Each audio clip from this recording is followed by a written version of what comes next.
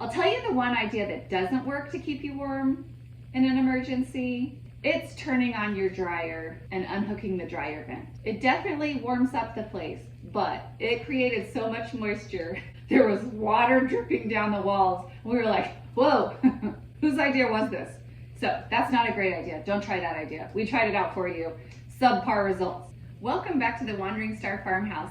We have sub-zero temperatures coming our way here in central Indiana, and we are making sure that we have all our preparations ready that we need in the cold weather. Now, if you're interested in our general food, water, and medical supplies, I have a different video. I'll link that up here and you can go check out those supplies, but this video is gonna be solely about lighting and heating options that we keep. I did go into some lighting options in my last video. We talked about having flashlights and batteries on hand, but I didn't go very much in depth to that. And I noticed with a lot of people's experiences from the North Carolina disaster, a lot of people were talking about how they underestimated how much light they needed to be doing everyday tasks in the evenings when they didn't have light. So one of the things I actually picked up was this 4-pack of little lanterns, and they're actually solar powered, and they work as a lantern like this, and then they actually fold down and have a handle,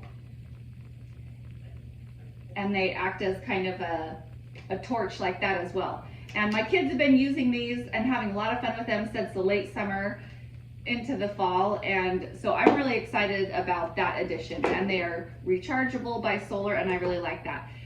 Also with these solar lanterns, sometimes people use different types of outdoor lighting, the solar outdoor lighting, because they're rechargeable, and then you can bring them indoors to provide light.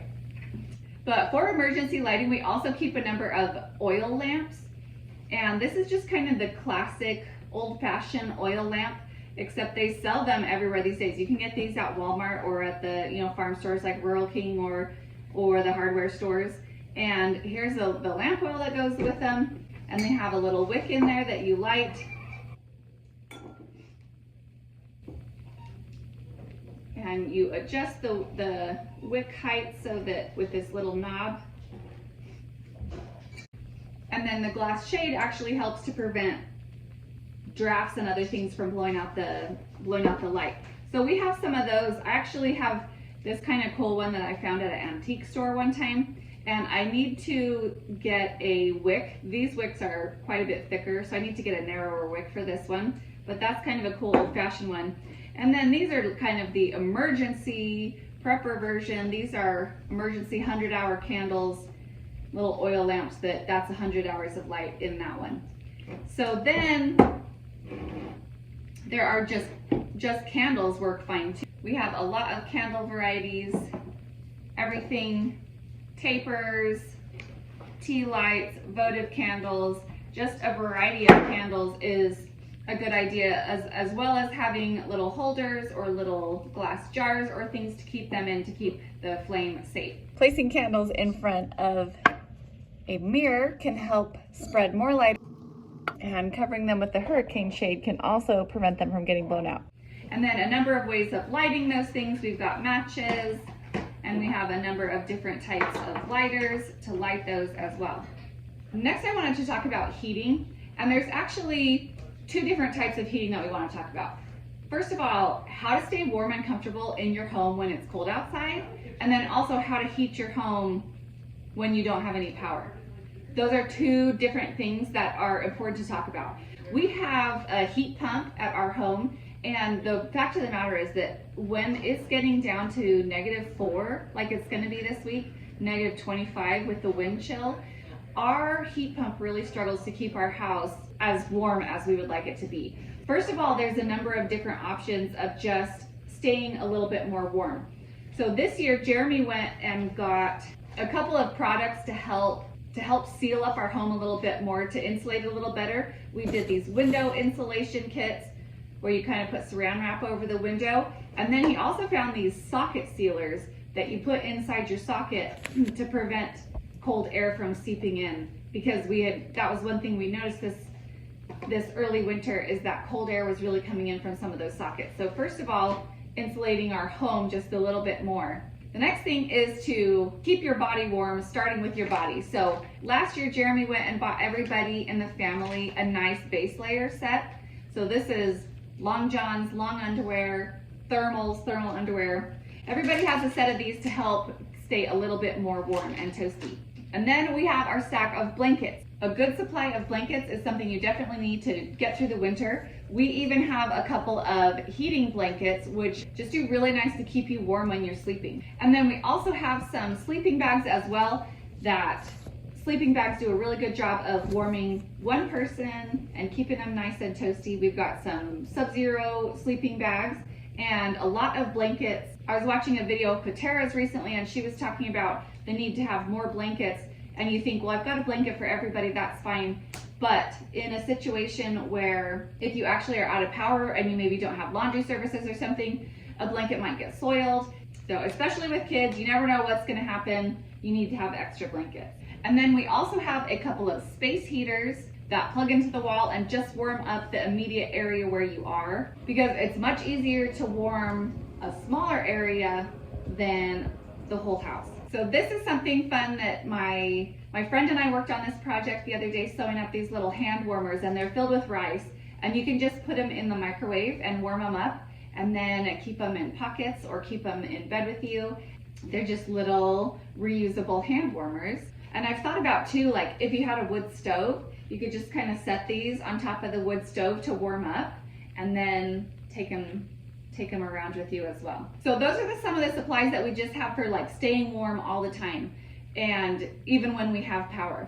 And the point is that sometimes you can actually be in a situation where you have power still, but not heating. That happened to us 3 or 4 years ago. We had power, but our furnace went out. There was a problem with our furnace, and it was Sunday early evening, and we were like, you know, if you call on the weekend, it's gonna cost twice as much to have somebody come out. So we were like, I think we can make it one night without the furnace.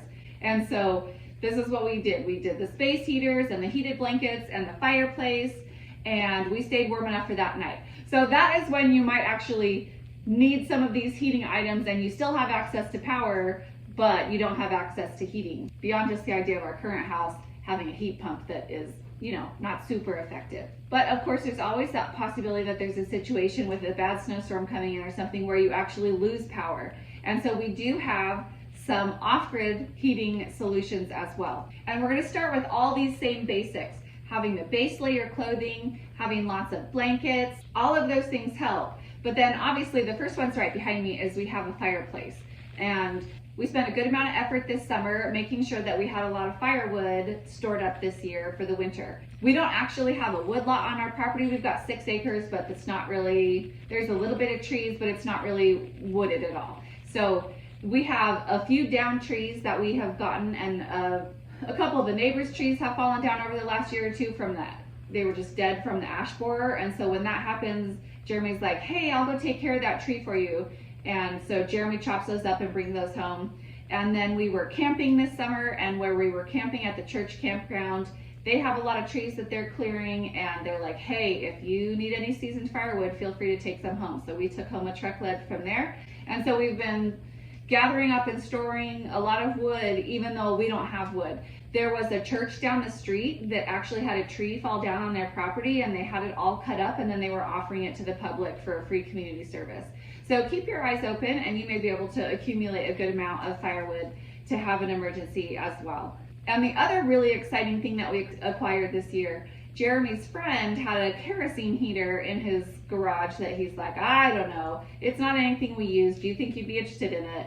And I was like, yes. My friend Lindsay had told me about these kerosene heaters, and I'm from Arizona. I don't know anything about this kind of stuff. So this raises the wick. Oh, okay. So it stops, and then you push. So I changed the battery, but when you push this, see, there's that little electric pilot, and then it's. Or is electric start? Yeah.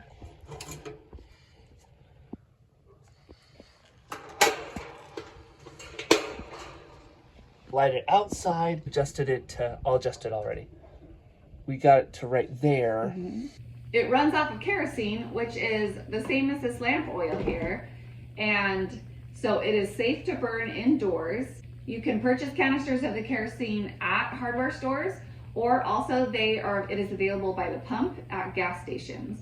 Apparently blue canisters are for kerosene and red canisters are for gasoline, so that you don't get things mixed up. And the one thing that we wanted to add, and it's a good idea if you're going to be using any kind of open flames as a part of your lighting or heating emergency preparedness, is for Christmas I got Jeremy a fire blanket.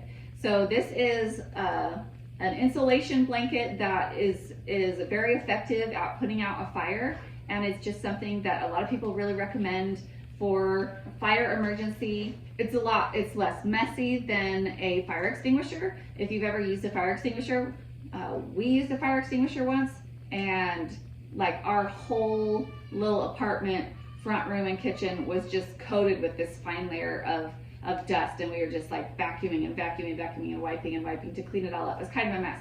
So that's another benefit to the fire blanket. And it's just something that I really wanted to have for this emergency season, to make sure if we're using open flames that we are prepared for all eventualities. One other off-grid warming solution is the Zippo hand warmer.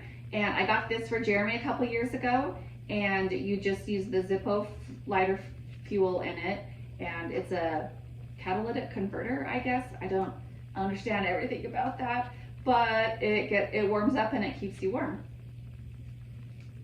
And it has the basic, if you fill it up full, it's a 12 hour, it goes 12 hours. Okay, now as one more bonus side addendum I wanted to add about winter car safety. So these are a couple of things that we keep in our car glove box. We've got disposable hand warmers. So these are the chemical ones. You open it up, and as soon as it is exposed to oxygen, it starts heating up. So we've got a bunch of these in the glove box, and we actually keep these, we have these in our kids' backpacks as well. And then we keep these emergency Mylar blankets in the glove box as well. And these are those ones that are, space blankets that reflect the heat back in you to keep you warm.